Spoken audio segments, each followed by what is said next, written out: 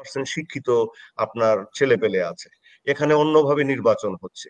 এগুলাকে যদি আমরা একদম ধরে নেই যে জাতীয় রাজনীতি একদম গেল গেল বা জাতীয় রাজনীতিতে সবকিছু এটার প্রভাব পড়বে, সেরকম মনে করার একেবারে প্রথমেই কারণ বিএনপিটাকে যদি সবাই টার্গেট করে শেষ করে দিতে চান, আমি আগেই বলে নিই, যদি সেই উদ্দেশ্য কারো থাকে যে বিএনপিকে শেষ করে দিয়ে ধর্মীয় রাজনীতির একছত্র প্রাধান্য আপনারা বিস্তার করবেন, তাহলে বাংলাদেশ আমি উদাহরণ দিতে থাকি, তাহলে আপনি কতগুলো উদাহরণ দেওয়া যায় আপনি নিজেই বলেন।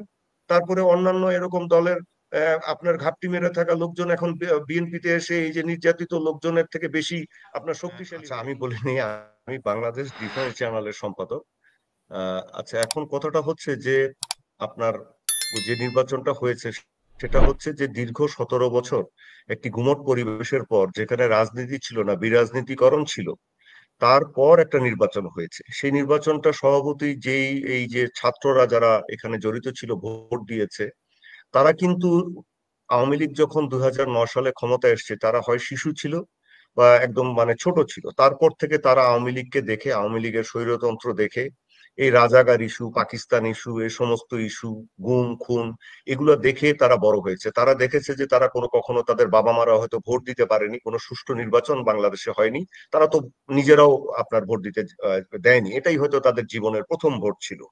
সুতরাং একটা উৎসব মুখর পরিবেশ সৃষ্টি হয়েছিল, এটা অস্বীকার করার উপায় নেই। এবং অনেক ছাত্ররা ছাত্রীরা এসছে তারা ভোট দেওয়ার জন্য। এখানে দেখা গেছে যে সকল মত পথ তারা একজন আরেকজনের সাথে প্রতিযোগিতা করেছে। এমনকি আপনার অনলাইনে ফেসবুকে তাদের রীতিমতো আপনার মানে যুদ্ধংদেহী অবস্থা বজায় ছিল। আপনার এমনকি অশালীনতাও কিছুটা দেখা গেছে, কিন্তু গোলাগুলি হয়নি, কোনো পিস্তল বন্দুক দেখা যায়নি, কিরিচ দেখা যায়নি, মারামারি হয়নি, লাঠিসোঁটা দেখা যায়নি। এটা একটা ভালো দিক এবং এটা আমাদেরকে স্বীকার করতেই হবে। এখন বাকিটা বলার আগে আমি বলি যে যারাই জয়লাভ করেছে তাদেরকে আমি স্বাগত জানাই। তার কারণ একটা গণতান্ত্রিক পরিবেশে যারা পরাজিত হয় এবং যারা নির্বাচনে অংশ নেয়, যারা জয়ী হয়, সকলেই এটার সাথে জড়িত থাকে, সকলকেই সাধুবাদ জানানো দরকার। এখন আপনি যেটা প্রশ্ন করেছেন যে এটাতে বাংলাদেশের রাজনীতিতে কি প্রভাব পড়তে পারে, দেখেন একটা ডাকসু বা এ ধরনের নির্বাচনগুলো, এগুলো হচ্ছে আপনার একটা আলাদা ধরনের নির্বাচন। এখানে 100% শিক্ষিত আপনার ছেলে পেলে আছে। এখানে অন্যভাবে নির্বাচন হচ্ছে। এগুলাকে যদি আমরা একদম ধরে নেই যে জাতীয় রাজনীতি একদম গেল গেল বা জাতীয় রাজনীতিতে সবকিছু এটার প্রভাব পড়বে, সেরকম মনে করার একেবারে প্রথমেই কারণ নেই। আপনার যদি মনে থাকে যে কত একটা ছোট্ট উদাহরণ দেই, যে ব্রিটেনে দ্বিতীয় বিশ্বযুদ্ধের সময় যিনি প্রধানমন্ত্রী ছিলেন, চার্চিল, তিনি কিন্তু শক্ত হাতে এবং খুব সুন্দরভাবে দ্বিতীয় বিশ্বযুদ্ধর অবস্থাটাকে মোকাবেলা করেছিলেন। কিন্তু এই তারপর যে মানে যুদ্ধের পর পর যে নির্বাচন হয়েছিল তাতে তিনি পরাজিত হয়েছিলেন।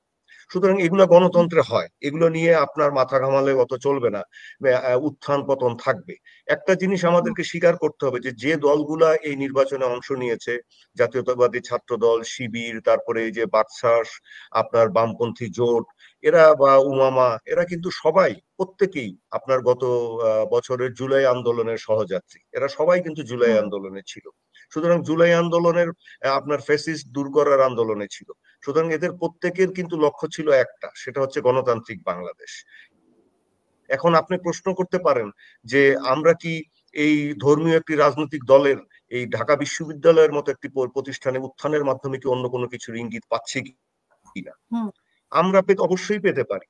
আপনার এই ধর্মীয় রাজনৈতিক দল বাংলাদেশে গণতন্ত্রে যেভাবে থাকবে, আপনার অন্যান্য দলও থাকবে, এবং এই ধর্মীয় রাজনৈতিক দলটাকে স্বীকার করে নিতে হবে যে বাংলাদেশে যদি ধর্ম বিরোধী দলও থাকে, সেও যেন রাজনীতি করতে পারে, যে ধর্ম মানে না সেও যেন কথা বলতে পারে।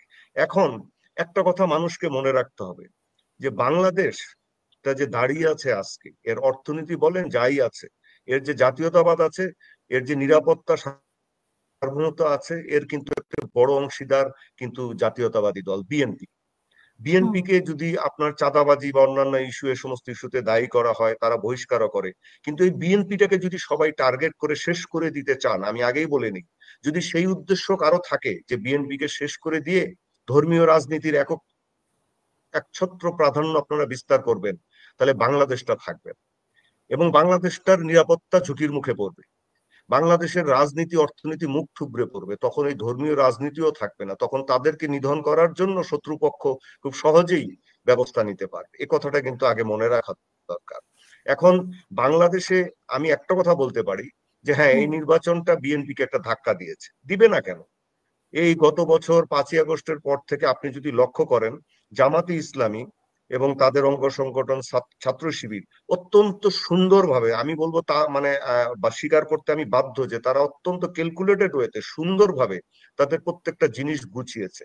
যেমন ধরেন হুম কুয়েটে যে ভিসি নিয়োগ হয়েছে, সেখানে তারা সাধারণ শিক্ষার্থীদের নাম করে তাদের নিজস্ব ভিসি বসিয়েছেন, ঢাকা বিশ্ববিদ্যালয়ে বসিয়েছেন, রাকসুতে বসিয়েছেন, তারা প্রশাসনের স্তরে স্তরে বসিয়েছেন যেগুলো ম্যাটার করে, গোয়েন্দা সংস্থা পুলিশে বা কোনো জায়গায় তারা বসিয়েছেন। এখন অবস্থাটা এমন দাঁড়িয়েছে যে এই সমস্ত যারা যে সমস্ত বিষয়গুলোকে নিয়ন্ত্রণ করে দেশটাকে, সেই জায়গায় কিন্তু তাদের লোক বসে আছে। আর বিএনপি করেছে কি, তাদের কতগুলো হুম ছেলে পেলে বা লোকজন আপনার বিভিন্ন জায়গায় ছোটখাটো চাঁদাবাজি, এটা সেটা দখল, আপনার পাথর চুরি এগুলা করতে গিয়েছে। বা বড়জোর কি করেছে, যে তারা কিছু ব্যবসা বাণিজ্য বাগিয়ে নিয়েছে। কিন্তু আপনি খোঁজ নেন যদি, যে টেন্ডারের বিষয়গুলো যে বিভিন্ন ভাবে হচ্ছে, সেখানে কিন্তু জামাত ইসলামের লোকজন কিন্তু বরং বেশি ব্যবসা পাচ্ছে, এগুলো কিন্তু বিএনপির নজরে নেই। এখন এগুলা হুম কিন্তু মিডিয়াতেও ঠিক মতো আসে না। আবার কেন মিডিয়াতে আসে না? মিডিয়ার যে আছে, যত মিডিয়া আছে আপনি সেগুলো তো দেখবেন। আমি তো 35 বছর সাংবাদিকতা করি, আমি তো দৈনিক পত্রিকা অনেকগুলোতে চাকরি করেছি। আমি তো দেখেছি মানে আমি যাদেরকে জানতাম যে এনারা হচ্ছেন জাতীয়তাবাদী, তাদের অনেকেই আমরা দেখছি যে এবার এসে যে না, ওনারা তো আসলে জামাতের লোক। হুম আমাদের বিভিন্ন জায়গায় স্তরে তারা বসেছিলেন, এখন তারা তাদের পারপাস সার্ভ করবেন। তো এটা বিএনপির ব্যর্থতা, আমি তাদেরকে দোষ দেই না, জামাতকে হুম দোষ দিব না। এ কারণে এটা তাদের রাজনৈতিক কৌশল, তারা তাদের স্বার্থ দেখবে। এবং আমরা চাই না যে জামাতেরও ক্ষতি হোক, এটাও আমরা চাই না, যে জামাত থাকুক, তারা তাদের রাজনীতি করুক। কিন্তু তার মানে এই না যে আপনার বিএনপির রাজনীতিকে শেষ করে দিতে হবে। এবং বিএনপির রাজনীতি শেষ করার জন্য অন্যরা যেমন দায়ী থাকবে, বিএনপি নিজেও কিছুটা কিন্তু যে দায়ী নয় তা কিন্তু না। আপনি দেখেন এই যে অপু বিশ্বাস নামে যে একজন অভিনেত্রী আছেন, তিনি আওয়ামী হুম লীগের আমলে কি ধরনের আপনার নর্তন কুর্দন করেছেন বা মোসাহেবি করেছেন, তাকে আমরা কি দেখলাম বিএনপির একটি জেলা শহরে, আপনার বিএনপির যে প্রতিষ্ঠা বার্ষিকীর অনুষ্ঠানে বিএনপির নেতারা স্থানীয় তাকে অতিথি করে নিয়ে গেছেন এবং তার জন্য খুশিতে গরু জবাই দিয়েছেন। আপনার ছাত্র দল যুব দল বিএনপির যে কর্মী সমর্থকরা গত 15টা বছর গুম হয়েছেন, খুন হয়েছেন, জেল কেটেছেন, নির্যাতন সহ্য করেছেন, তাদের তাহলে অবস্থানটা কোথায়? তাদের মাথাটা কি হেট হয়ে যায় না? তারপরে আপনি এই যে একজন বিতর্কিত ডাক্তার আছেন সাবরিনা, তার এত বিতর্কিত কর্মকাণ্ড, যিনি কোভিড এর টিকা মানে টেস্ট নিয়ে তার ইয়েতে আপনার ক্লিনিকে 2 নম্বরই করেছিলেন, তাকে আমরা তারপরে উনি শেখ মুজিবের ভাস্কর্যের সামনে গিয়ে সেলুট দিয়ে দাঁড়িয়েছিলেন, আরো কত কিছু আমরা দেখেছি। শেখ হাসিনার সাথে মানে আপনার তেলবাজি করছেন, তাকে নিয়ে যাচ্ছে আমাদের বিএনপির কতগুলো পাতি লোক আপনার জেনারেল জিয়াউর রহমানের মাজারে, তিনি নাকি আবার নির্বাচন করার খায়েশ ব্যক্ত করেছেন। এরকম যদি আমি উদাহরণ দিতে থাকি, তাহলে আপনি কতগুলো উদাহরণ দেওয়া যায় আপনি নিজেই বলেন। তারপরে অন্যান্য এরকম দলের আপনার ঘাপটি মেরে থাকা লোকজন এখন বিএনপিতে এসে এই যে নির্যাতিত লোকজনের থেকে বেশি আপনার শক্তিশালী হয়ে গেছে। আমি যেমন একজনকে জানি, আপনি একজনের উদাহরণ দিই। হুম উনি হচ্ছেন হুমায়ুন কবির ভাই। উনি আমাদের অনেক সিনিয়র ক্যাডেট কলেজের, উনি মুক্তিযোদ্ধা ছিলেন। জিয়াউর রহমানের সময় উনি হিজবুল বাহারে যে সফরটা, বিখ্যাত সফর হয়েছিল সমুদ্র মানে ইয়েতে, সেখানে উনি ছিলেন। তারপরে উনি কিন্তু এই আওয়ামী লীগ আমলে 2018 সালে তাকে র্যাব গুম করে দেয়, প্রচন্ড নির্যাতন করে। উনি একটা বই লিখেছেন, উনি আমার বাসায় হুম ছিলেন। ওনাকে যে নির্যাতন করে কিডনি দুটো প্রায় নষ্ট হয়ে গেছে। উনি ওনার সমস্ত ব্যবসা ধ্বংস করে দিয়েছে। উনি ব্যবসায়ী একজন ছিলেন, বড় ব্যবসায়ী, তার সমস্ত ব্যাংক অ্যাকাউন্ট সিজ, এখনো তার ব্যাংক অ্যাকাউন্ট গুলা খোলা হয়নি। 1 বছর হয়ে গেছে। উনি কপর্তকহীন ভাবে ঘুরে বেড়াচ্ছেন। কেন? এনার মতো অভিজ্ঞ লোককে একটা জায়গায়, একটা কমিটিতে কোনো জায়গায় নেওয়া হয়নি। এভাবে ফসিউল আলম নামে আরেকজন আছেন ছাত্র দলের, তিনিও গুম ছিলেন। তারপরে ওয়াসিম ইফতেখারুল হক, এরা ছিলেন, এদের একজনকেও কোথাও কোনো জায়গায় রাখা হয়নি। ওয়াসিম অত্যন্ত এই আপনার এই যে সাইবার বিষয়গুলোতে প্রচারণায় অত্যন্ত দক্ষ।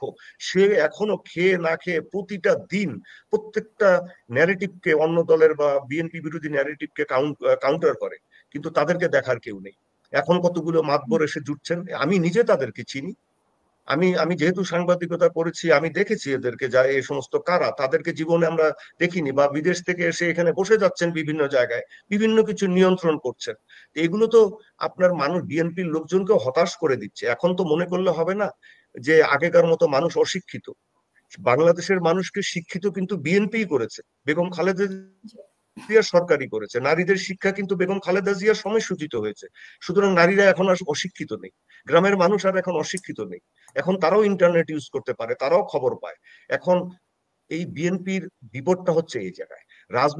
রাজনীতিতে কি পরিবর্তন হবে আপনার দেশের দেশীয় ব্যাপারে, সেটা কিন্তু ওরকম ঠিক এখনো বলা যাবে না। আপনার ঢাকা মানে ডাকসু ইউনিভার্সিটিতে নির্বাচন দিয়ে জাতীয় নির্বাচন বা নো রাজনীতির নো মানুষকে এটা বিচার বড় করা থাকে। প্রভাব।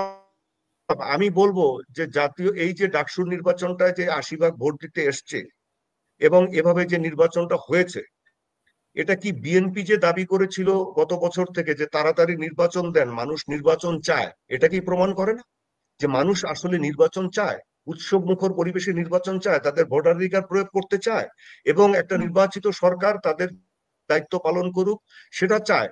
হ্যাঁ, আপনি কি বলতে পারেন যে পৃথিবীর কোথায় ফেরেশতারা দেশ চালায়? কোন জায়গায় দুর্নীতি হয় না? দুর্নীতি হবে। গত 15টা বছর, যে 17টা বছর যে গুমট পরিবেশ গেছে, তার মধ্যে আপনার এই মানে আপনার রাজনৈতিক দলগুলোর মধ্যে দুর্নীতি হয়।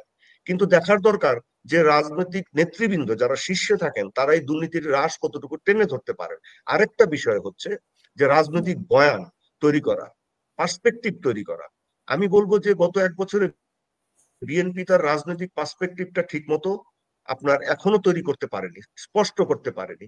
একবার তারা আপনার কথা শুনলে মনে হয় যে তারা মনে হয় আওয়ামী লীগের কথা বলছেন, এ রাজাকার রাজাকার বলে চিৎকার চেঁচামেচি করছেন অন্যদেরকে। এগুলো করার তো দরকার নেই। আপনার ছাত্র শিবির বা তাদের তাদের যে মেইন অর্গানাইজেশন জামাত ইসলামী, তারা যে আপনার 71 সালে মুক্তিযুদ্ধে বিরোধিতা করেছিল, এটা সবাই জানে। কিন্তু এই যে ছেলেগুলা, যাদের জন্ম অনেক পরে, যারা 2009 সালে ছোট ছিল, শিশু ছিল, এরা কিন্তু আওয়ামী লীগ আমলে বড় হয়েছে।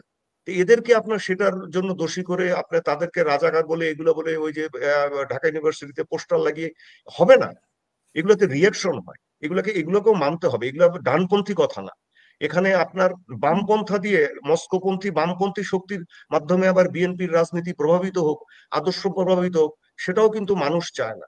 আপনার এই মস্কোপন্থী আপনার বুদ্ধিজীবীরা, সংস্কৃতি সেবীরা, আপনার সাংবাদিকরা বাংলাদেশের সমাজের, বাঙালি মুসলমানের সংস্কৃতির যথেষ্ট ক্ষতি করেছেন।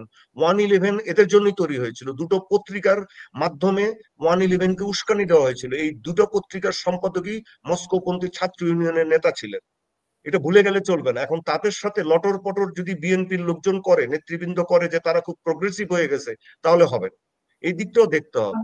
বিএনপি একটি মধ্যপন্থী দল, কিন্তু বিএনপি বিসমিল্লাহির রহমানির রহিম বলে, বিএনপি আল্লাহর উপরে আস্থা এবং ভরসার কথা বলে, বিএনপি আপনার আল্লাহ মানে বাংলাদেশ জিন্দাবাদ বলে, বিএনপি ওই অনেক আপনার ধন্যবাদ। ভারতের সাথেও সম্পর্ক রাখে, পাকিস্তানের সাথেও রাখে, এবং মুসলিম বিশ্বের সাথে বিশেষভাবে রাখে। এই জিনিসগুলো খেয়াল রাখতে হবে। এখন আপনি যদি এই পরিচয়গুলোকে সরিয়ে দেন, তাহলে হবে না। হ্যাঁ। অসংখ্য